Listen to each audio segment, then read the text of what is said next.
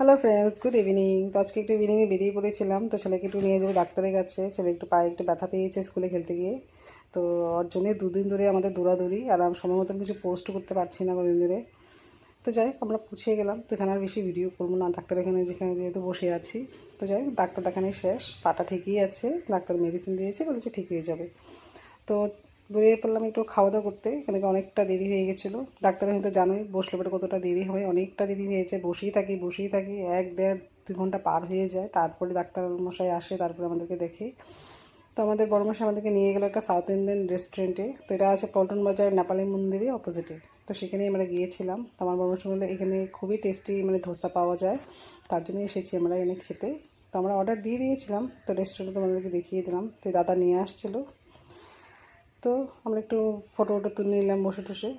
রেস্টুরেন্টটা কিন্তু খুবই সুন্দর, একদম সিম্পল, আর খুবই পরিষ্কার ছিল। তো এই যে এসে পড়লো আমাদের বাটার মশলা ধোসা। তো আমার প্লেন ধোসা খেতে ভালো লাগে না, আমার মশলা ধোসাটা খেতে বেশি ভালো লাগে। আর এখানে অনেক টাইপের ধোসা আছে, তোমরা মেনু কার্ডে দেখতে পারবে।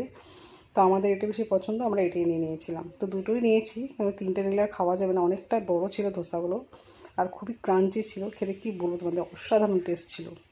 সঙ্গে অনেকটা সস দিয়েছিল, সাম্বার তো থাকেই, চাটনি থাকে সঙ্গে, আর দুটো চাটনি দিয়েছিল, গ্রিন চাটনি, রসুনের চাটনি, খুবই টেস্টি ছিল খেতে। তো আমার ছেলে তো খুবই পছন্দ।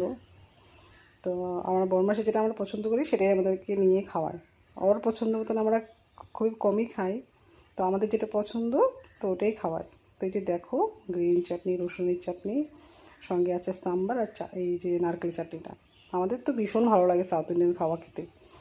আর তোমাদের কেমন লাগে অবশ্যই একটু কমেন্ট করে জানাবে। আর তুমি যদি আসো পল্টন বাজারে, এখানে তো এসে খেয়ে যাবে, খুবই টেস্টি ধোসাগুলো। তো যাই, খাওয়া দাওয়া শেষ করে বেরিয়ে যাবো এখন আমরা। তো তোমাদের ভিডিওটা কেমন লাগলো অবশ্যই একটু কমেন্ট করে জানাবে।